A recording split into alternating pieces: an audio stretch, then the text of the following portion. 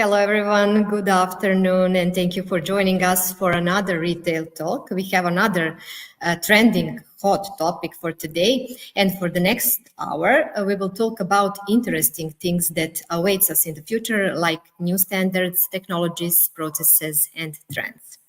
Nothing's different this time, so you can expect an interesting and engaging event. But before I announce the topic, I would like to introduce our company and what we do.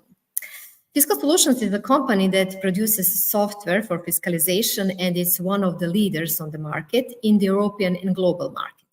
We work with major retailers in over 27 countries around the world. In addition to our software, we successfully provide consulting services such as workshops of various types, webinars, events, and other forms of consulting. The company also has its fiscal portal where you can find all the information related to fiscalization in 27 countries plus metaverse. I would particularly now highlight Fiscal Cloud, our new solution, which makes fiscalization easier, simpler, and certainly faster. Of course, there is our Fiscal GPT as a part of the GPT store. Fiscal Solutions GPT can provide useful information about fiscalization completely free of charge. As we work with a large number of clients and have been in business for over 20 years, we can say that we know the retail industry very well. That's why we have our Retail Talks online event. Today, we will talk about digital product passports. The European Union is paying more and more attention to sustainability every year. It is the digital product passport that will transform product lifecycle management and drive the circular economy. Certainly, it will soon become a standard in all EU countries, but also for those who want to export their products to these countries. But what exactly is the digital product passport and how will it work? Who will be the most affected and how can retailers best prepare? To these and other important questions will be answered by my guest today. So joining me today is Pedro Carvalho, a sustainability consultant from a company iimpcoll, a company that helps other companies align their business with EU sustainability standards. Through consultancy, analysis, and collaboration with its partners, iimpcoll offers companies the opportunity to build a path to a better and greener future. One of those consultants is Pedro. So, Pedro, hello, Pedro. Hello, Tiana. Thank you for the introduction. It's great to be here. Thank you very much for joining us today, and we are looking forward to the great conversation with you and with another person. Today with us is our legal consultant, Stefan Ditrih. Stefan has been following the digital product passport issue for a long time, and he will give us an insight into the legal side. So here is Stefan. Stefan, hello, and thank you for joining us today. Hello, everyone. Hello, Tiana. Hello, Pedro. Thank you for this great introduction. I'm looking forward to this engaging session. And once again, I want to thank Pedro for joining us to talk about this very, very interesting topic. Thank you for the invitation, Stefan. Thank you, guys. And now I will start with this trending topic. Pedro, let's start from you. And let's start from the beginning. I want to know what exactly is digital product passport and what does it represent and what is the role of QR codes when it comes to digital product passport? That's a very good question to start from. So let's look at how the regulation that introduced the digital product passport defines it. They say that digital product passport is a set of data specific to a product that is included via a platform and connect to the product towards data carrier. So let's break it down and understand what we are talking about here. It's specific data to a product. This can be any product rate information, material composition, safety information, characteristics, for example, color. So these informations, they will be disclosed in this passport, which can be, for example, a platform. And then we have delegated acts specific for each product group. One product group is, for example, batteries, another is textile. So all the product groups, they will have specific regulation that will say, these are the data that should be included in this digital passport, and they will come in the next next months and next years. And another component is accessible via data carry. That's, for example, the QR code. So the QR code is one example of how you can access this passport through your product. Okay, thank you, Pedro. Stefan, as a company, we follow everything important for the retail industry. So, as well as all these laws, of course, that can affect retailers and their work. So how will the introduction of digital product passport affect the work of retailers from the legal side? Okay, Tiana, that is a very important question for us because we deal with retailers, with a lot of really big international retailers. And in this situation, when it comes to digital product passports or DPPs, retailers are in kind of a special position, because DPPs are meant to follow the entire life cycle of the product. So from acquiring raw materials to its production, through logistics, to sales, and then later on reusability and so on. But for retailers, they are the ones who are selling the products directly to customers. So they are the ones who are exposed to the final consumer. That's why a lot of spotlight and burden will be on retailers when it comes to digital product passports. That is why they have to do their due diligence to make sure that the entire production line that services them is up to code, is compliant, that the data entered into the digital product passport platforms is accurate and unchangeable and traceable. So they will probably have to renegotiate their supply contracts to include digital product passport provisions, because one of the main aspects and something that's very important when we talk about digital product passports is that they don't affect just companies within the EU, they affect the entire world. So if you want to do business in the EU, if you want to supply products to the EU, you will have to comply with this regulation. So that is very important. It follows this logic when it comes to the environment of, like, think globally but act locally. That's what a lot of you will hear a lot of that being said, because the EU in a way is forcing other suppliers from different countries to follow the rules that apply in the EU. That is why retailers will have to set up, this transparency and accountability methods. They will have to enter new procedures, internal procedures, to make sure that the data because a lot of data will be included in digital product passports. They will have to handle that data with great care. So they will have to increase cybersecurity, be mindful of the GDPR and how that data is handled. They will have to renegotiate, as I mentioned, their supply chains. A lot of retailers have their own production facilities, so they will have to adapt that as well. And for the consumer, it's a winning situation, because they will have enough details to make conscious purchase when they're buying certain products. And also, this is something that's very important. I'm sorry if I'm talking a lot about this. It's the brand awareness, because for retailers and what products they choose to sell will affect their brand going forward, because the customers will have a lot more information about their products than before. Stefan, don't worry that you're talking too much. You're talking very interesting things, so don't worry in the future. But I would like Stefan to explain me briefly again, I hope, what is a European Green Deal?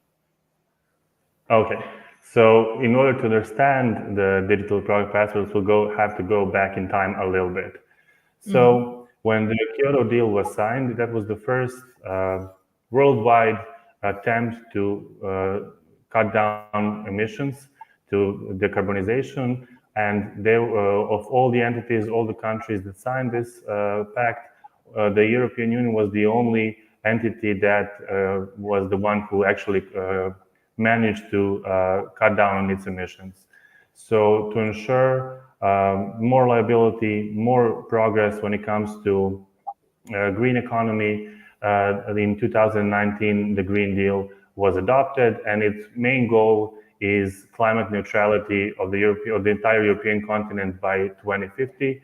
So in this way, the EU wants to be the first climate neutral continent in the world. What is important to say about the Green Deal, that this is not legislation, it's a plan. So how that plan will come to reality, different stakeholders have different ideas.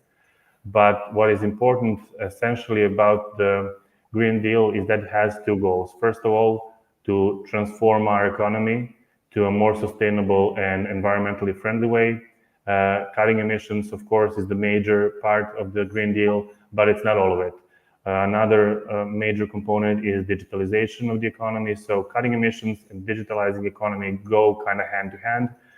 That's why these are the two main pillars.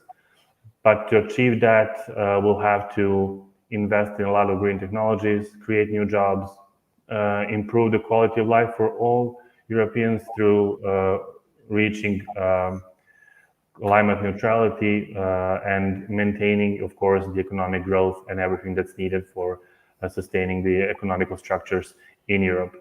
So decarbonization and digitalization, that's something to keep in mind, is our main goal. And this is the largest environmental effort in the world.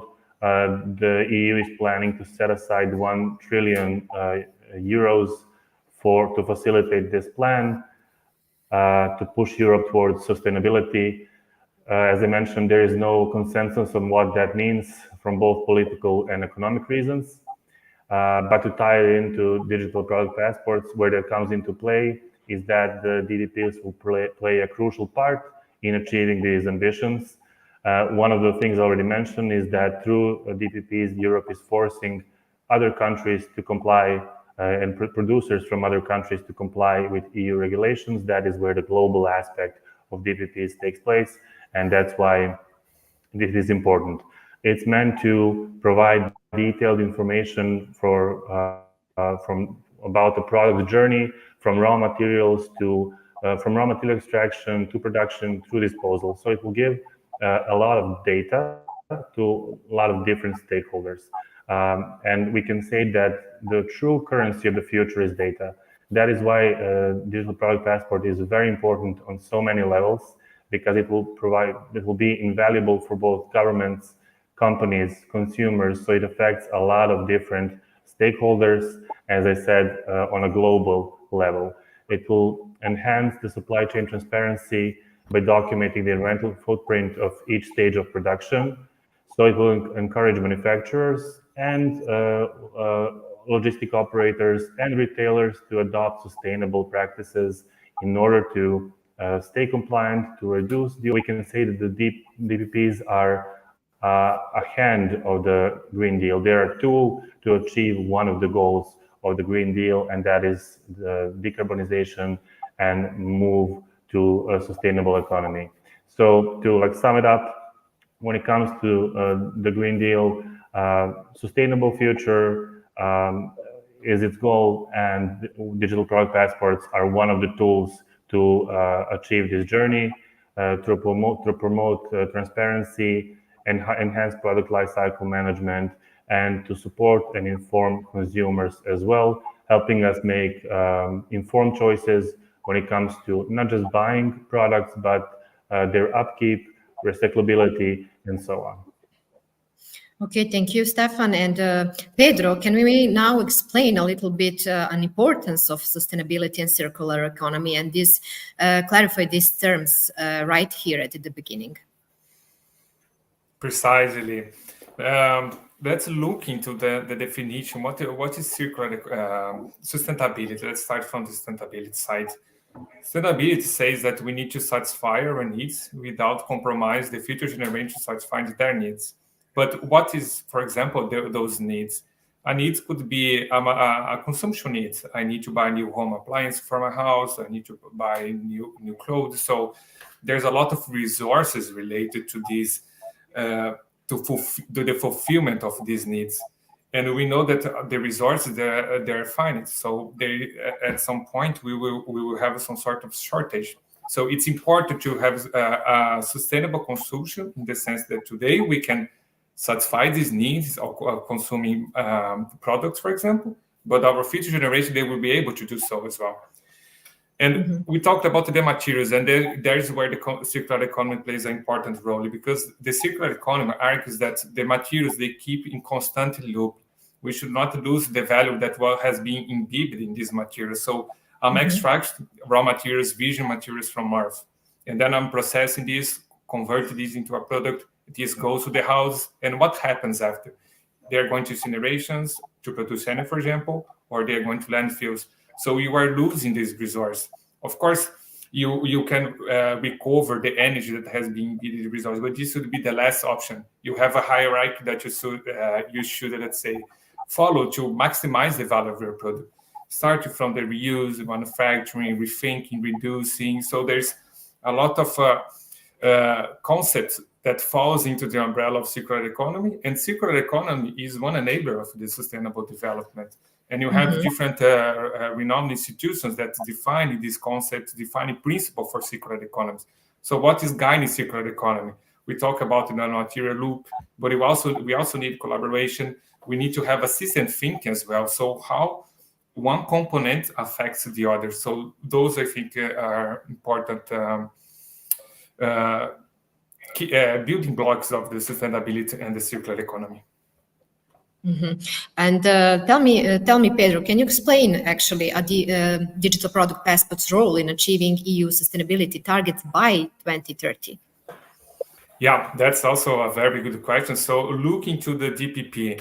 So we said that the DPP is a set of information related to a product that is disclosed into through a digital means, and this is done through a data carry. So from a market perspective, when you disclose these informations and you can enable customers to make conscious decisions upon different criteria and sustainability, one of them, you empower the customers to decide to go through a product that better satisfies their needs. So if my buying choices are driven towards sustainability, I would prefer a more sustainable product. So having this data, enabling the consumption of the decision of the consumers, which pushes the market towards more sustainable products. So this is from a market perspective. From a company perspective, you can, having the data, you can understand what's going on in the system. You can find inefficiencies, you can find gaps, you can find bottlenecks, where I have the most impacts, where I think I can reduce, for example, waste generation, or where I can improve the design of my material. So the DPP, since it's a set of information, it will enable more conscious decisions, but also the data will enable companies to take concrete actions towards a more sustainable product, let's say. Okay, thank you, Pedro. Now we will talk a little bit about timeline for the DPP implementation. And when we talk about laws, retailers are often given little time to adapt, such is this case with fiscalization, for example. However, when it comes to digital product pass, it seems that retailers have time to adapt. Is it true, Stefan, and do we have any dates? You are absolutely right, Tiana. Understanding the timeline of the implementation of digital product passport is crucial for businesses to adapt, to stay ahead, and to ensure compliance. We've seen many examples where this time is cut short. But for DPPs, there are a few milestones we need to talk about. First of all, let's just understand the early stages of the implementation. As I mentioned, the Green Deal was adopted in 2019. And from March 2020, we have a better understanding of what digital product passports are with the EU's Circular Economy Action Plan that was adopted in March of 2020. That is when the DPPs kind of gained shape, what they're going to be. And through the next years of 2021, 2022, the EU worked on shaping the legislative framework for DPPs, and this involved a lot of consultations with all stakeholders, industry representatives, consumer groups. So this regulation is also specific because it includes everyone, not just countries. As I mentioned, the EU talked with big corporations, with environment activists, with climatologists, with consumer groups, different environmental organizations. So they wanted to ensure a comprehensive and a balanced approach to this topic because, again, it will affect the supply chain globally. And during the pandemic, we've seen that the supply chain is not the most stable economic structure. That's why this needed subtle approach, and that's why everyone was contacted to give their opinion on the implementation. And that is why we have this a little bit larger implementation phase where the entirety of products should be encompassed by the DPPs by the end of the decade. So by 2030, the implementation is starting right now. So during this and next year, the first implementation phases have begun, targeting electronics and batteries. And soon we'll see a movement to encompassing more and more products such as clothing, so any textiles, the automotive industry. So during the 2025-2027 time frame, we're expecting more and more products to be included in the digital product passports. And from 2027 on, there will be a phase of continuous monitoring and implementation of changes to the DPP system to refine it a bit, so that by 2030, we can have the full all-encompassing system implemented within the EU. So it's important for businesses to understand this timeline, to take the necessary steps in time, because as I mentioned before, this will take a lot of effort from everyone to implement this from every point of the supply chain. So a lot of actors are affected by DPPs. A lot of categories of products should prepare for early adoption. And then, as I said, by 2030, we should have fully integrated adoption across all relevant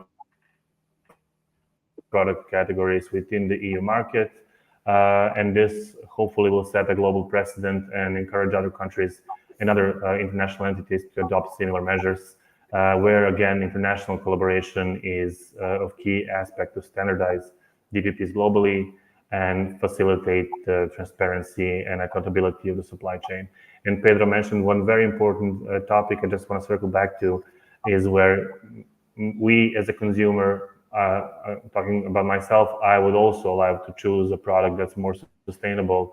So we can see that already, even though it's not implemented yet, I'm already thinking about, okay, once it's implemented, I would love to scan a QR code and see whether this product is better for the environment and make that choice based on that. So we can see that this really is a complex issue that affects everyone in the supply chain, but also affects consumers as well. But it seems like somehow the DPP is primarily refers to the fashion industry as well as electronics, mostly batteries. So why is that situation, and why those sectors actually, Pedro, and who will be next?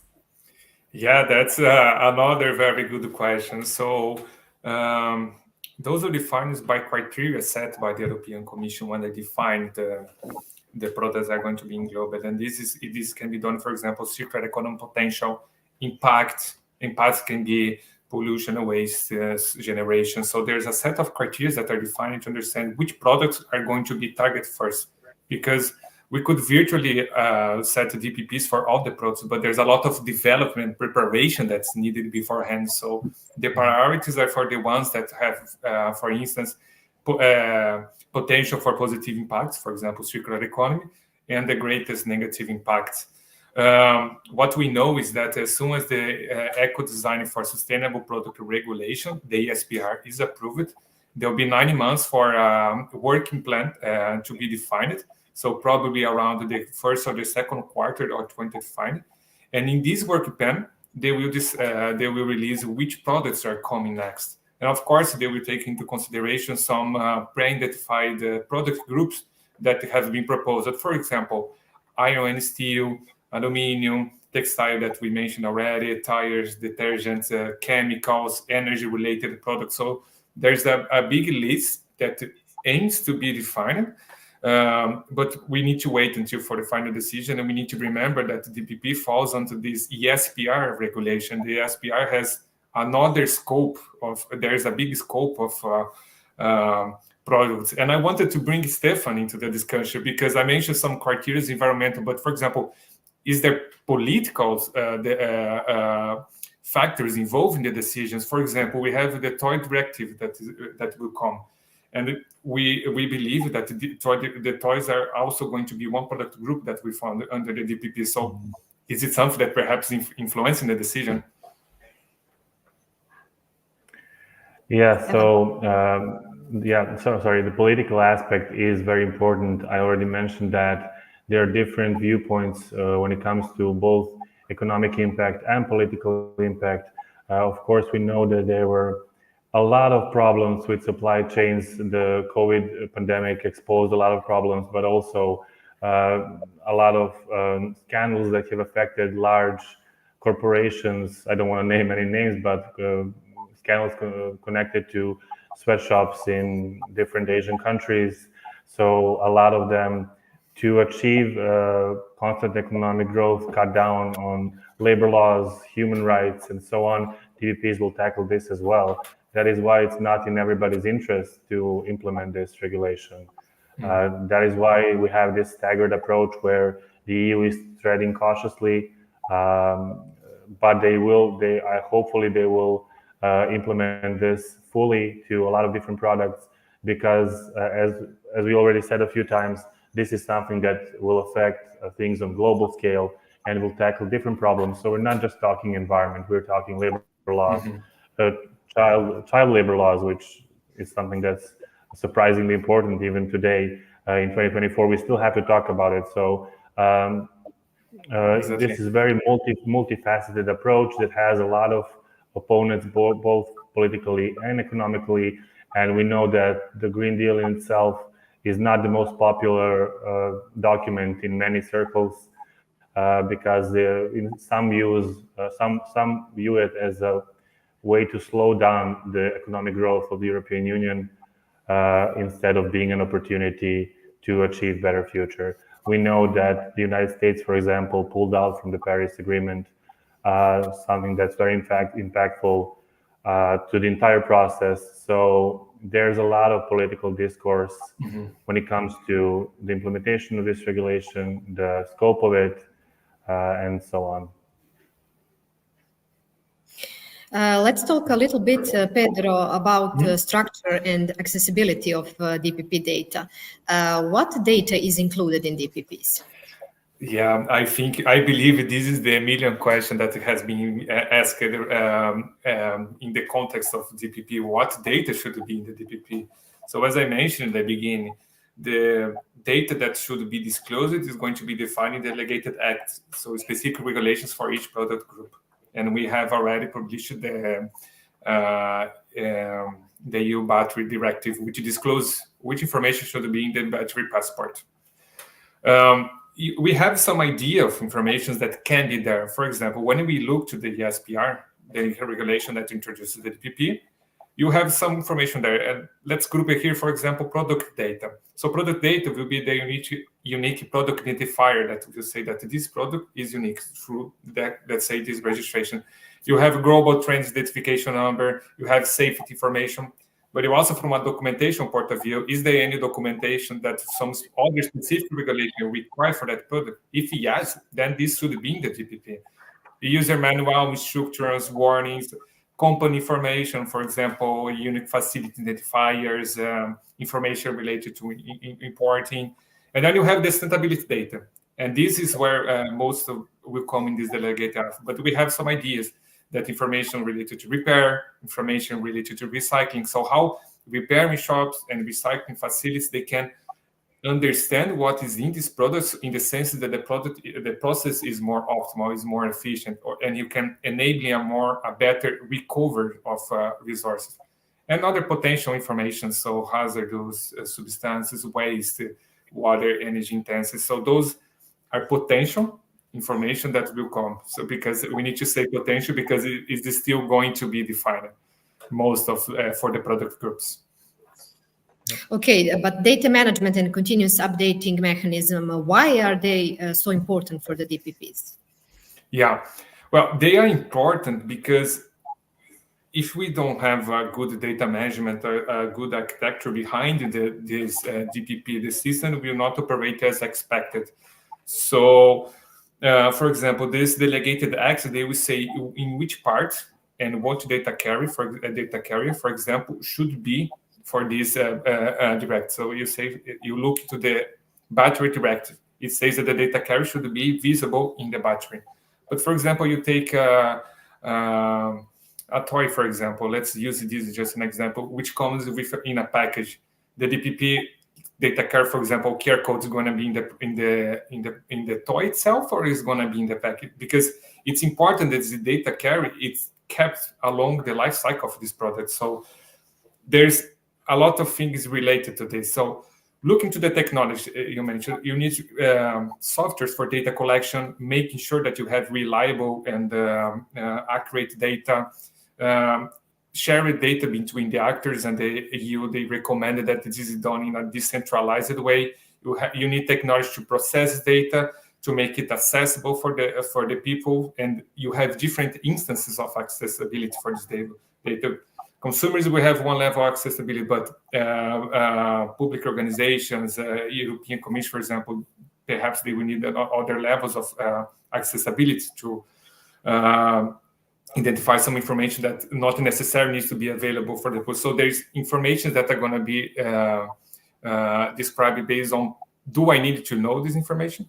And of course, storage and security, because we need to make sure that this data is secure, stored in a secure way, because we are touching a lot in GDPR and other topics. So those are very important technologies behind the DPP. Thank you, Pedro, for this explanation. And we want to know also what technologies are involved and how it all works when it comes to the DPP. Yeah, so we will need some sort of reference architecture to understand how this is going to be defined. So you need software, you need the hardware. Look into the data carrier. So the data carrier is the QR code, is the RFID, for example, in the sense that the customers, they can a device that can read this data and access the platform, for example, where you have the DPP. So let's break, for example, into DPP data and DPP system. DPP data is the data that are going to be disclosed in the DPP. So sustainability data, product data. And then you have the system side. In the system side, you have the data carrier, QR code, RFID that I mentioned. You have the security layers that are important to make sure that you keep the data secure. You have the access level applications to determine which users will have access to which instance. You have API and data exchange. You have backups. You have automation workflows to make sure that you reduce the need for manual updates and manual work into this DPP system, let's say, in the sense that it's more efficient and faster. So those are some technologies. Mm-hmm. But from the legal side, Stefan, how does the law define the technology that should be used, and does it leave room for doubt? Yes, Tina, this is one of the questions that many businesses are curious about. The legislation around digital product passport provides a framework or what needs to be included in these passports, but it doesn't mandate the specific technologies that must be used. And I think Pedro touched upon this flexible approach, because the focus of this legislation is on its outcomes. So ensuring that the information in DPPs is accurate, accessible, and secure. As long as this criteria is met, businesses have the freedom to implement different types of technologies to be compliant.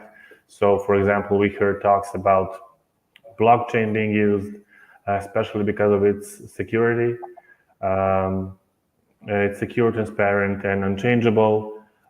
Then we have a lot of cloud technology being discussed, the cloud-based databases that are going to be used in connection to data management systems, a more traditional way to manage data, and even some new emerging technologies that we are yet to talk about and understand, depending on the area of commerce you're in, or what specific needs your business and what type of product you're selling or producing or supplying. So the key focus is on the outcome. The flexibility is beneficial for both consumers and participants in the life cycle of the product because it allows for innovation and adoption of different industry needs and technologies to advance the goal, which is the net neutrality when it comes to carbon emissions. It also means that businesses can leverage existing technological infrastructure and make some changes rather than overhauling the entire systems from scratch. While the law clarifies what the digital product passport is, it leaves room for businesses to choose the best technologies that meet their requirements and that meet the requirements of legislation, which of course hopefully will breed innovation and will allow for a diverse range of implementations tailored to different sectors and company capabilities. So we are expected to see a lot of different solutions being offered to everyone. So hopefully another benefit of the DPPs will be innovation in this area as well.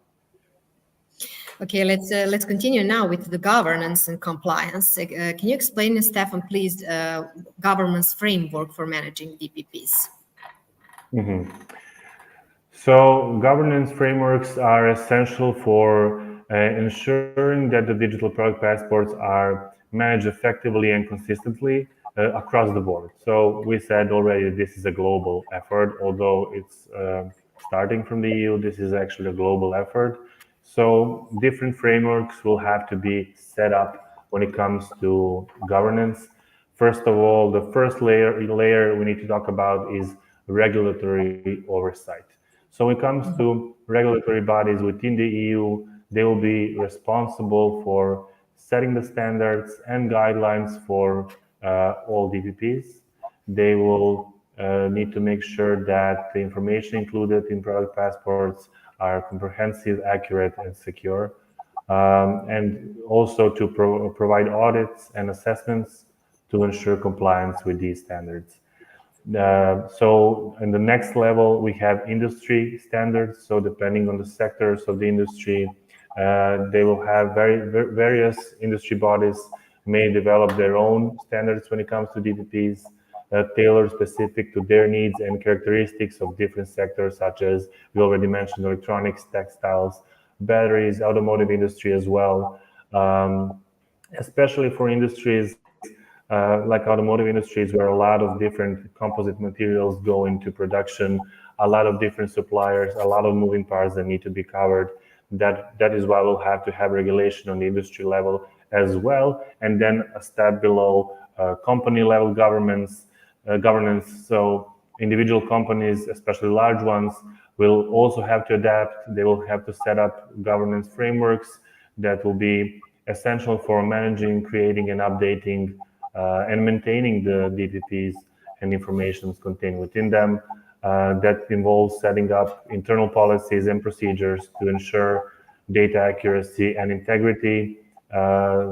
New teams will have to be implemented, so teams responsible or individuals responsible to oversee DPP management. So new trainings will have to be done with the staff. So we'll probably see people becoming experts in DPPs in near future. Another aspect of governance is data security. We already mentioned that at different stages of the life cycle of the product, different data will be entered into the digital product passport for that specific product. And we have to make sure that all stakeholders, so manufacturers, suppliers, retailers, and regulatory bodies can, first of all, input specific data that needs to be inputted on their level, that needs to be entered into the DPPs on their level, and also to have access to the right data. Pedro mentioned that I, as a consumer, don't need to see all the data that's into digital product passport, and we need to see the right amount, let's say, of data to maintain DPP's integrity, to make sure that the data is entered, it's not easily manipulated, especially by different players within the supply chain. So all of these issues will have to be addressed on multiple levels, and of course there will have to be different mechanisms for continuing monitoring and improvement. So regular reviewing processes, governance practices, feedback from different stakeholders, adapting to new technologies as technology advances. So probably an automation process. I think Pedro also mentioned that we'll have to replace like manually entering data into DBPs. So the governance framework has many different levels, as the DBPs are a composite topic.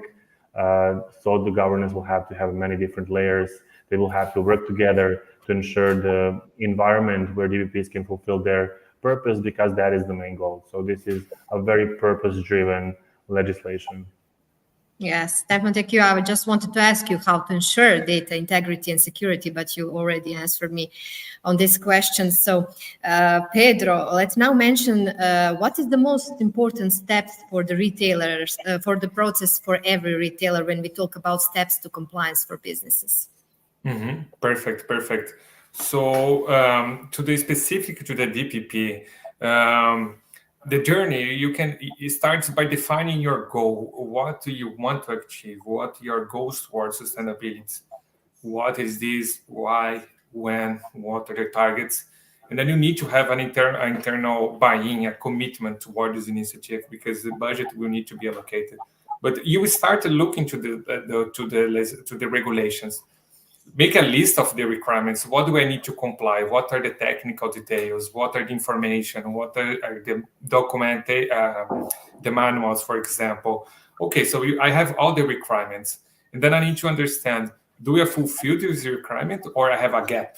I don't have. I need to work on that and invest in that, in the sense that I can mature my level and achieve and build my DPP. So based on this gap analysis, you can create an action plan to understand which actions I'm going to take in order to be able to have my DPP created and implemented and in operation, for example. And then, of course, different investments will be needed. So you need to prioritize this, because there will be costs related to that. And then based on the development, it's recommended to do a pilot scale implementation to understand how the system behaves, what are the benefits, what can be improved, until you launch into the large scale. And you keep sure that the system is operating as expected, efficient, the information are updated quickly, and the information is reliable, this is secure, and everything. So this is, let's say, steps that companies need to take in order to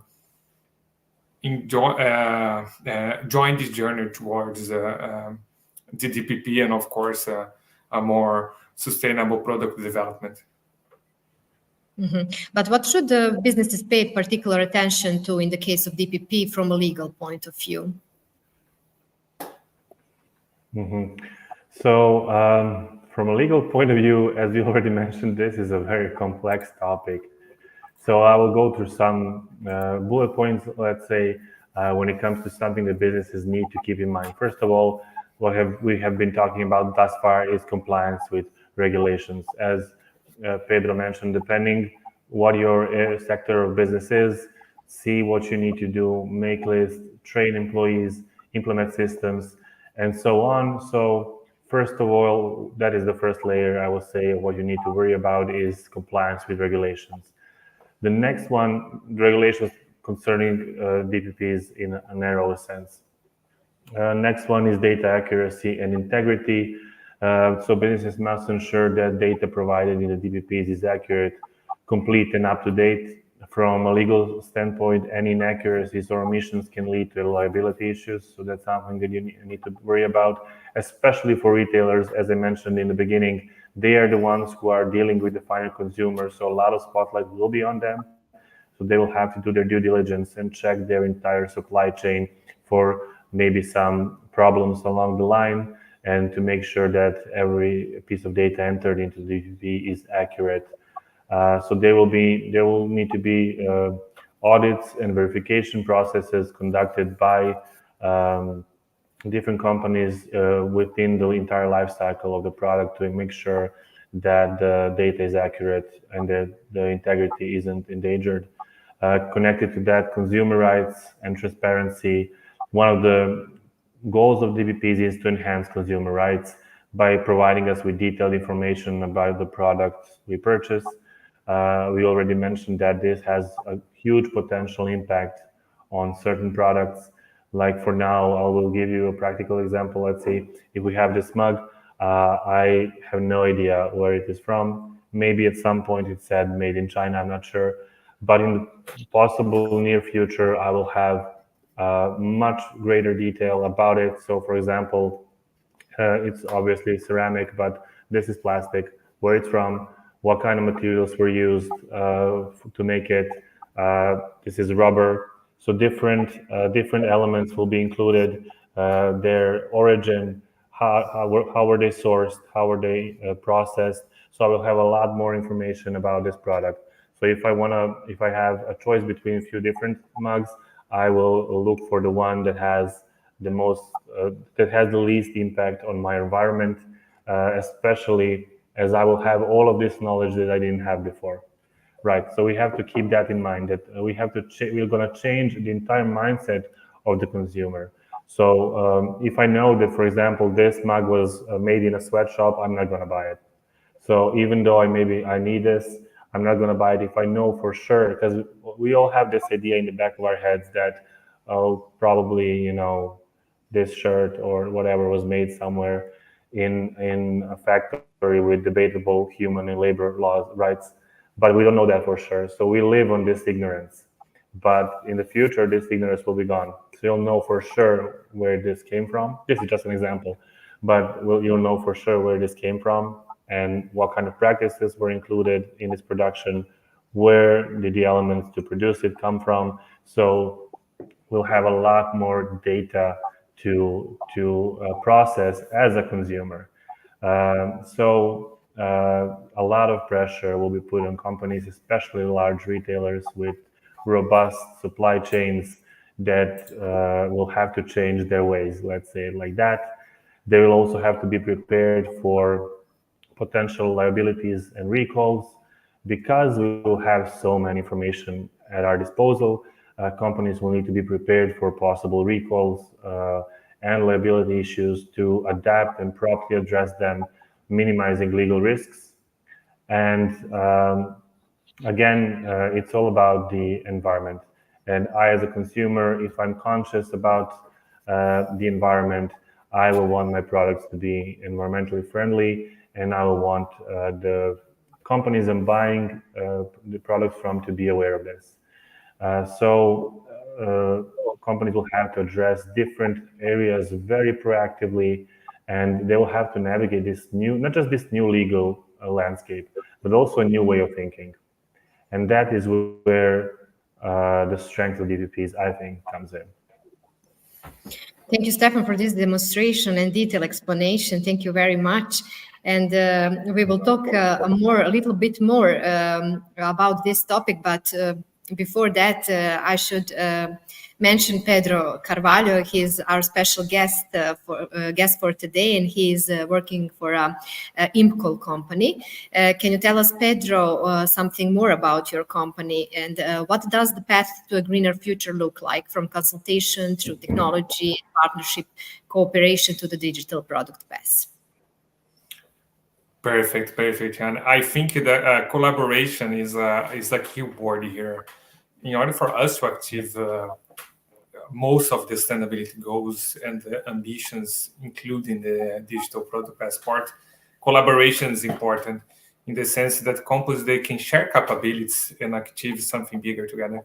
iimpcoll, we are assistant and neighbors, so we help companies to define the pathway towards the DPP. Since the beginning, with this strategic plan that I mentioned, for example, goals, commitment, gap analysis, maturity improvement, until help them to achieve it through our partners.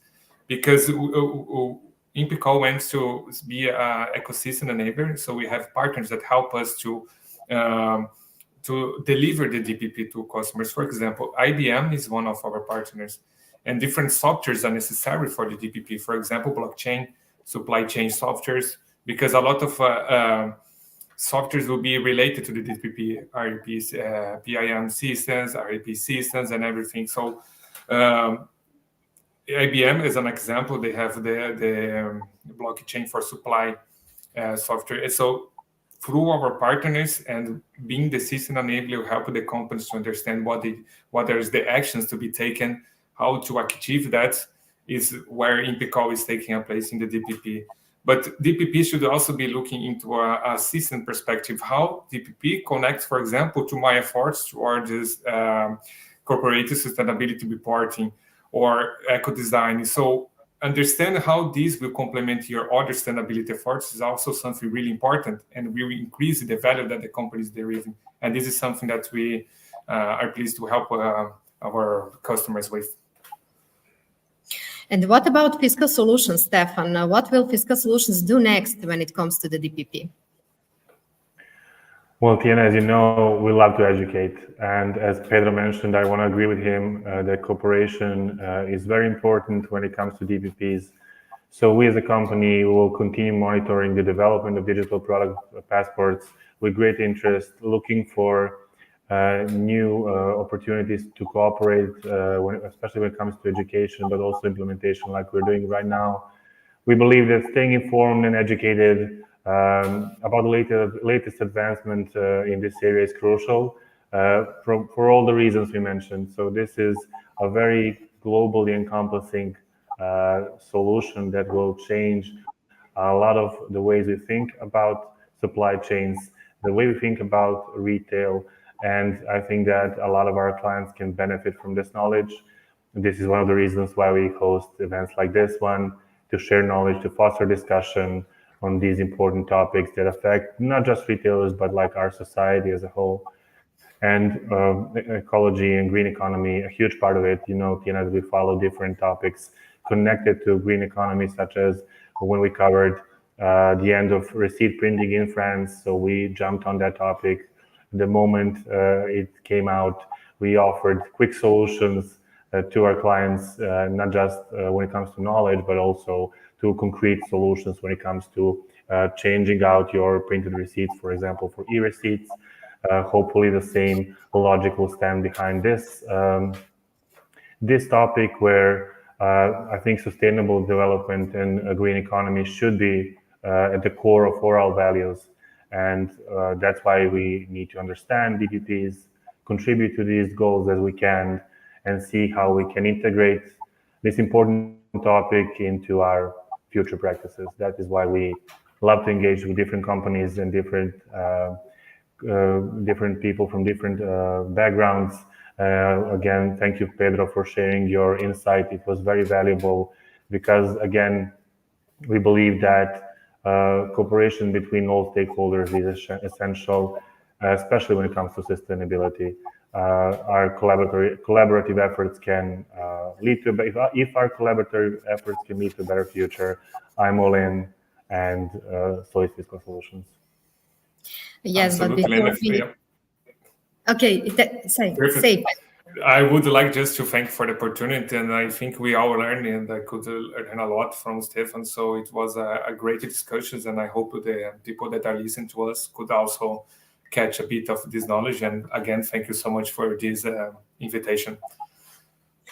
Thank you, guys, for this live event. You were great. This were a great topic. Fiscal Solutions is paying attention always on these trending topics, and maybe there is no clear connection between Fiscal Solutions and DPP, but there is that maybe some kind it can affect to fiscalization, and then it can affect to our customers. So we are paying close attention to these trends. Thank you very much. My name is Tiana Varga. I'm a marketing manager in Fiscal Solutions, and these two were my guests, Pedro Carvalho from iimpcoll company and Stefan Ditrih from Fiscal Solutions. So this will be at the end, and thank you all for watching this retail talks, and I hope to see you next time soon. Bye. Thank you. Bye. Thank you.